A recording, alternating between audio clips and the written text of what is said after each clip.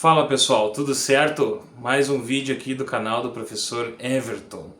Sejam bem-vindos pessoal, antes de mais nada queria agradecer muito aí pela audiência do canal, agradecer as curtidas, agradecer as inscrições e pedir para se inscreverem cada vez mais pessoas no canal, para dar uma força pro canal, curtir também, comentar o que puderem e sejam bem-vindos ao canal do professor Everton. Galera, devido às questões, o último vídeo que eu gravei fora o podcast, eu fiz um vídeo sobre a questão da Venezuela, mas eu achei importante explicar para vocês e para quem está curioso, por que a Venezuela é assim, por que a Venezuela está assim, o que aconteceu na Venezuela para ela ficar do jeito que está nessa crise social, nessa crise financeira, nessa crise demográfica, né?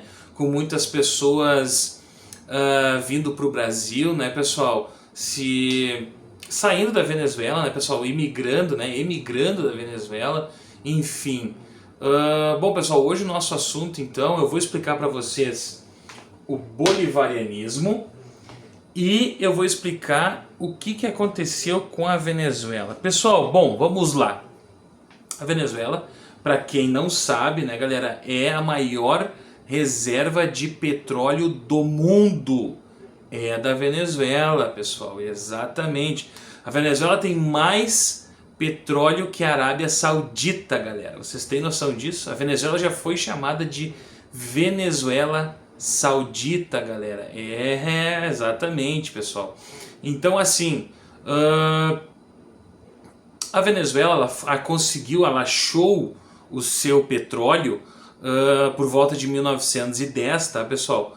Com o seu primeiro ditador, cujo nome eu não me lembro. Entretanto, ela vai achar esse petróleo e ela vai abrir o seu mercado para investidores estrangeiros, principalmente norte-americanos, para vir explorar esse petróleo na sua costa e ali também em terra, tá, pessoal?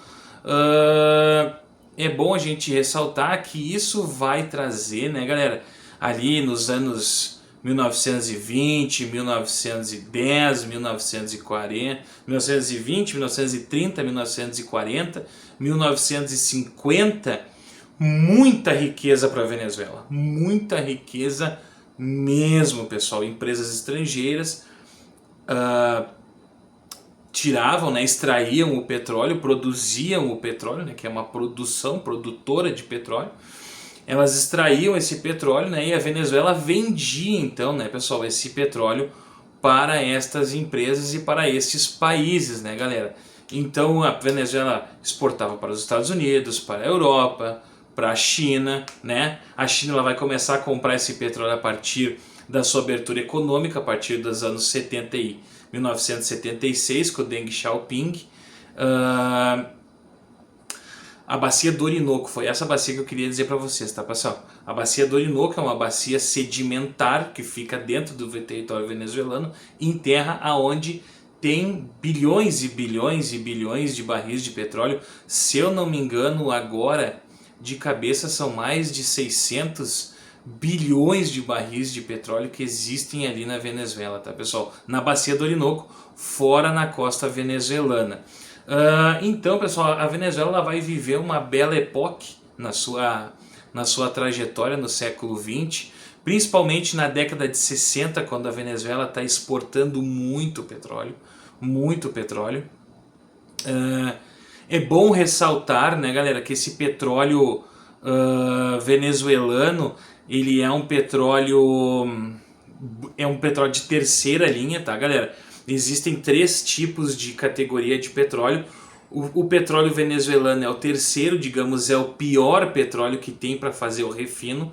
É um refino mais caro de se fazer, mas é petróleo, não deixa de ser petróleo, é mais caro de refinar, mas é petróleo e custa, e é muita coisa que eles têm lá. Então, galera, esse petróleo venezuelano, que em boa medida é esse petróleo de terceira linha, né? Eles têm petróleo de primeira linha, entretanto é numa proporção bem menor. Eu diria que seja uma proporção de 10 para 1, né? 10% digamos, das reservas de petróleo venezuelanas são boas, o restante é petróleo de terceira linha que vai ter ali no Orinoco e na sua costa venezuelana.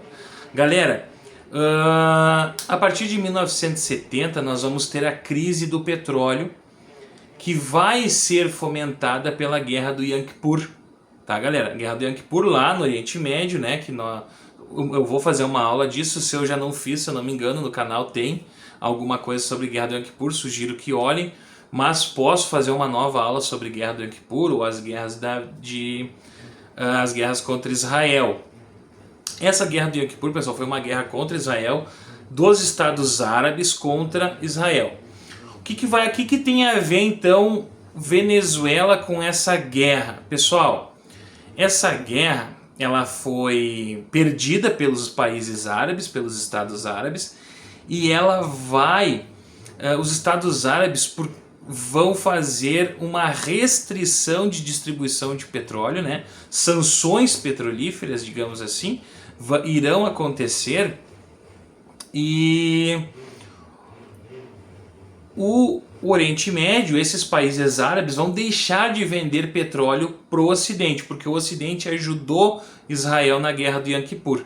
Então, como represária, eles vão lá e param de vender petróleo para o Ocidente. O que vai acontecer? O Ocidente vai pensar, meu Deus, onde é que eu compro petróleo? Vou comprar da Venezuela, ou vou aumentar as compras da Venezuela. Então a Venezuela de 1960, que já estava muito rica, ela vai começar a vender petróleo 600 vezes mais caro do que o petróleo já vendido naquela época. Então a Venezuela dá um boom econômico gigantesco, pessoal. Ela vira a maior economia da América do Sul, a quarta maior economia do mundo na época, vira a Venezuela.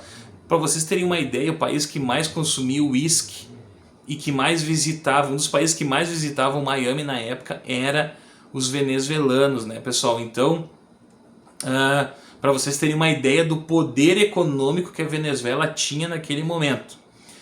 Dito isso, a partir disso, pessoal, a Venezuela vai ganhar muito dinheiro. Entretanto, a Venezuela ela não vai conseguir se industrializar, porque como ela tem tanto dinheiro, ela não compra, ela compra tudo de fora.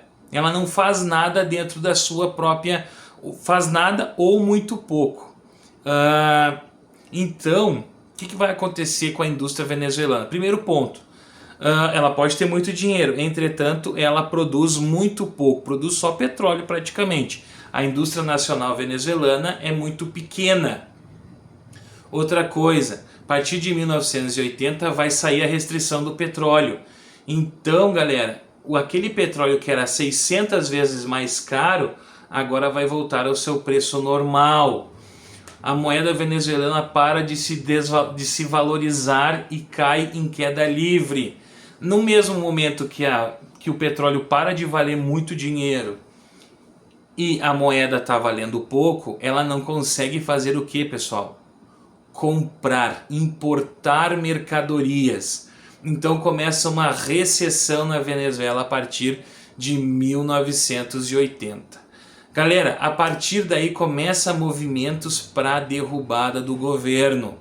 Passando mais para frente, na década de 90, pessoal, a Venezuela está passando pelo seu apogeu da crise econômica, uma degradação da sua economia.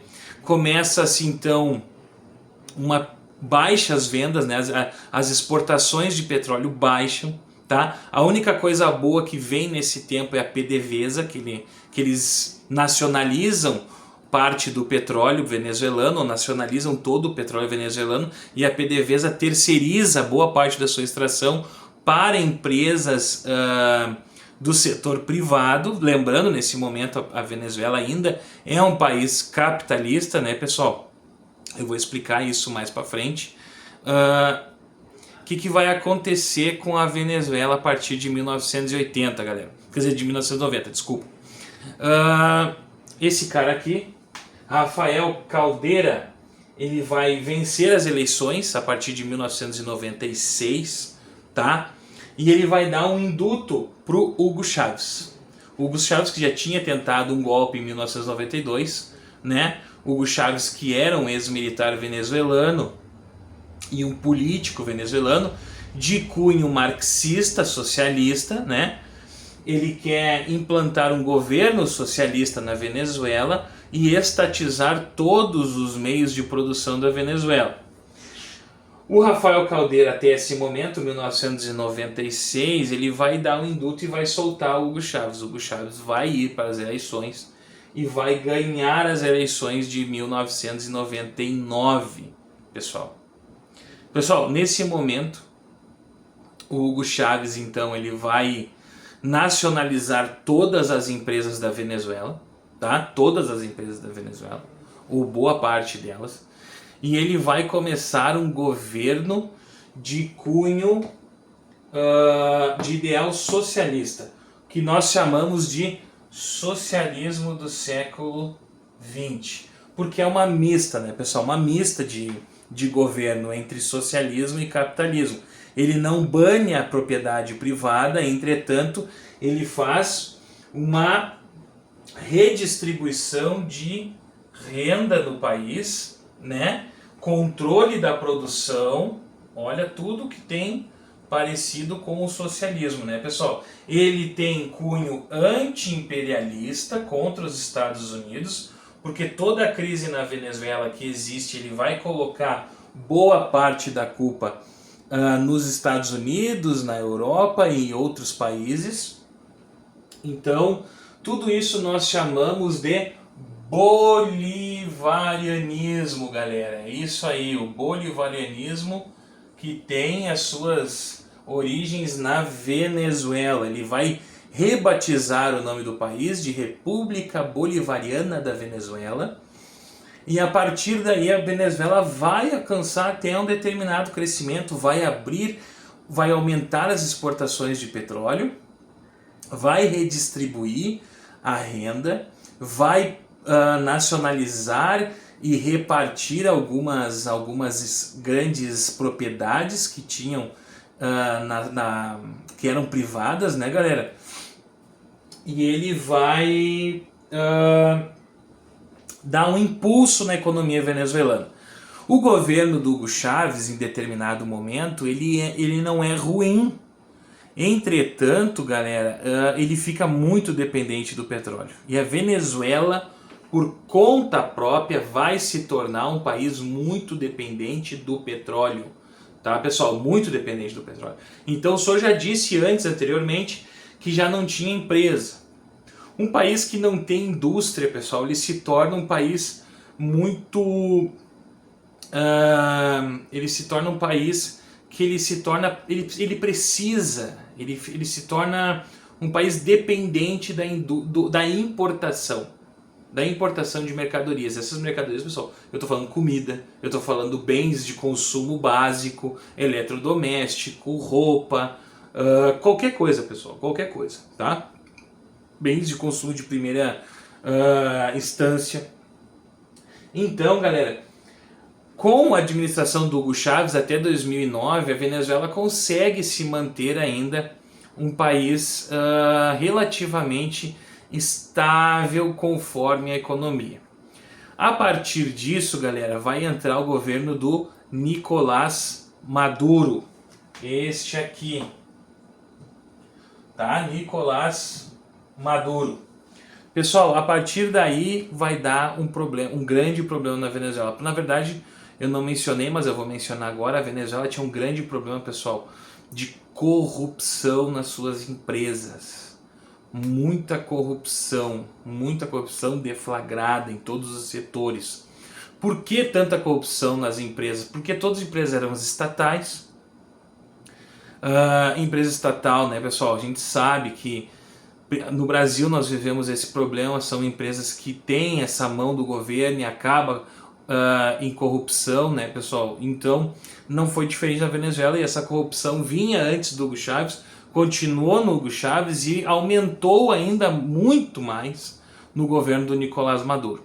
Então, pessoal, a Venezuela com o Nicolás Maduro, ela começa a viver uma crise gigantesca, porque as exportações dos países param de comprar da Venezuela, porque, primeiramente, o petróleo da Venezuela é um petróleo caro de se refinar, caríssimo de se refinar, por mais que ela tenha, né, muita reserva, ela é caríssimo de se refinar o petróleo. Notoriamente, a Venezuela está com uma moeda desvalorizada, então eles também começam embargos comerciais na Venezuela, né, pessoal? Em 2017, para vocês terem uma ideia, chegou a 60.000% a inflação na Venezuela. 60.000%.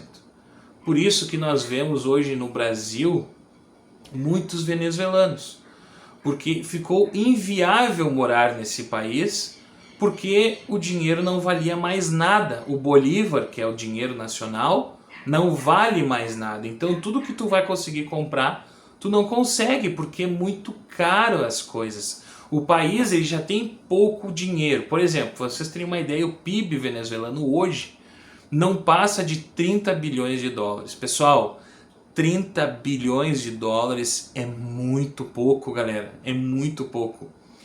Para um país grande como a Venezuela, não é um país tão pequeno, com uma população que era de cerca de 31 milhões de pessoas, agora está na casa dos 25, porque muitas pessoas foram embora da Venezuela, se torna um país muito difícil de se morar. Então a Venezuela ela entra numa crise econômica, numa crise social, ela sofre embargos dos governos, né, ocidentais, que ela não consegue vender o seu petróleo. Fora isso, uma corrupção generalizada também toma conta do governo venezuelano, né, pessoal? O Nicolás Maduro ali com os seus generais, os seus staffs, para manter o governo, sustentar aquele governo ali, ele gasta muito nas Forças Armadas, com salários de generais e outras coisas. Então a Venezuela vai passar por essa grande crise social e financeira que nós estamos vendo hoje, tá, galera? Hoje. O bolivarianismo, então, pessoal, para resumir para vocês, o bolivarianismo ele vai começar no Hugo Chávez, né? E vai continuar até hoje com o Nicolás Maduro. Nós chamamos de uma ideologia política. Nós, professores de história, cientistas políticos, nós chamamos isso de bolivarianismo. Então aqui estão, para resumir, as características do bolivarianismo. Então são o controle dos meios de produção, ideais socialistas, né, conhecido como socialismo do século XX, anti-imperialismo, né, fica notório que eles são anti o governo americano, né, pessoal, e todas as potências ocidentais, europeias, e enfim. Integração latino-americana, né, eles vão tentar essa integração com outros países, né, países como o Brasil, com o governo atual, que fica alinhado, infelizmente, com a Venezuela, né, pessoal? O nosso governo atual tem esse cunho, esse ideal socialista da antiga União Soviética, esse romantismo ridículo que acontece no Brasil hoje em dia, né? Então ele tem essa integração latino-americana. Justiça social, que isso aqui até chega a ser uma piada, né, pessoal? Porque o ideal do Hugo Chávez era fazer justiça social, acabar com a pobreza e com a miséria da Venezuela, que tomou conta do país a partir de 1980. Entretanto, é tudo que nós não vemos hoje na Venezuela, justiça social. Uma vez que as pessoas morrem de fome, são miseráveis, têm que comer comida do lixo, ou para ter uma vida no mínimo decente, elas têm que ir embora do país para países vizinhos, como o Brasil, Colômbia, em outros países, viajar para tentar a sorte no México, nos Estados Unidos, né, pessoal? Então, justiça social chega a ser ter uma piada, né, nesse bolivarianismo que o Nicolás Maduro coloca no país hoje em dia. Bom, pessoal, eu espero que todo mundo tenha entendido então o bolivarianismo. Para finalizar, né, galera, eu queria falar um pouco sobre a questão agora, né, na crise que nós estamos passando ali, Ninguém sabe se os Estados Unidos irá invadir ou não. Como eu já disse no último vídeo, eu acredito que não haverá uma invasão de grande escala, tá, pessoal? Eu acredito que será uma invasão, uma operação assimétrica, pontual, provavelmente com uma grande cobertura de bombardeio, de mísseis, caças. Os Estados Unidos com certeza vai destruir as defesas aéreas venezuelanas. Posteriormente, a destruição das defesas aéreas, ele vai tomar conta do espaço aéreo americano com seus caças, vindo do porta-aviões Gerald Ford. E posterior a isso, ele vai tentar com certeza um desembarque ali de soldados para tentar prender o Nicolás Maduro, né, galera? Que é o que é provavelmente o que irá acontecer. E não acredito numa invasão de grande escala, porque senão isso demandará uma grande mobilização das Forças Armadas americanas, muito maior, tá, galera? De homens, eu digo, de homens, muito maior do que hoje tem lá. Tem cerca de 30 a 40 mil soldados americanos. Isso não é o suficiente para dominar a Venezuela, né, pessoal? O exército bolivariano venezuelano hoje conta aí com cerca de 150 mil militares, mais 400 ou 300, de 300 a 400 mil da guarda bolivariana, né, que é o exército paramilitar do Maduro. Então é muita gente para 30 mil soldados. Não acredito que seja isso a ideia dos americanos. Acredito que seja uma coisa mais assimétrica, uma coisa mais pontual para prender, capturar e levar preso o Nicolás Maduro, né? E provavelmente não só ele, eu acho que acredito também que outros chefões ali, outros generais, outros comandantes venezuelanos também vão fazer parte dessa operação de captura, tá, pessoal? O que eu poderia dizer? Ah, sim, o cerco também, né, galera? Tá tendo um cerco marítimo que os Estados Unidos tá colocando em prática, né, nos navios petroleiros venezuelanos.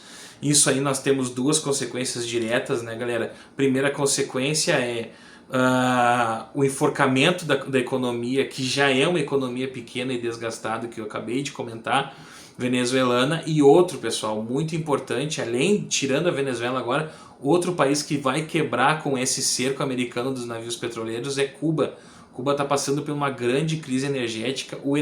O petróleo venezuelano é fundamental para Cuba conseguir manter as suas indústrias, a sua indústria precária, porque a indústria cubana é precária, é um país precário, infelizmente, né? Desde a Revolução Cubana, Cuba só vem... Eu posso fazer um vídeo também sobre a Revolução Cubana para vocês. Mas então temos duas consequências imediatas, tá, pessoal? Eu vou finalizando o vídeo aqui. Primeiro eu vou agradecer de novo a audiência do canal. O canal está crescendo aos poucos, eu estou muito feliz com isso.